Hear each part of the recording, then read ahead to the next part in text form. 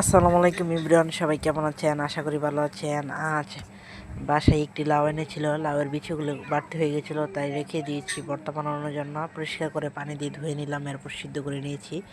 সিদ্ধ করে নেওয়ার পর সাথে কাঁচামরিচ, পেঁয়াজ, রসুন একসাথে তেলে ভেজে নেবেন, খেতে খুবই ভালো লাগে। এক এক করে সবগুলা লাল লাল করে ভেজে নিয়েছি। ভেজে নেওয়ার পর প্রথমে কাঁচামরিচগুলো মিহি করে বেটে নেবেন। বেটে নিলে খেতে ভালো লাগে। সাথে এক এক করে বিচিগুলো বেটে নিব মিহি করে। বাটা হয়ে গেলে এইভাবে আপনার বাসায় ট্রাই করতে পারেন। অনেক অনেক কথা বলতে পারেন যে লাউয়ের বিচি আবার খাই নাকি, একদিন বাসায় ট্রাই করবেন এই ভর্তাটা। কেমন হয়েছে কমেন্টে জানাবেন। এরপর বলবেন যে আপনি কী রান্না করেছেন। আমি ট্রাই করে পরে আপনাদেরকে এই ভিডিওটা দেখানোর জন্য চলে আসলাম। কেমন হয়েছে একটু কমেন্টে জানাবেন। ভর্তাটা খেতে খুবই ভালো লেগেছে, সাথে একটু সরিষার তেল দিলে আরও খেতে খুবই ভালো লাগে।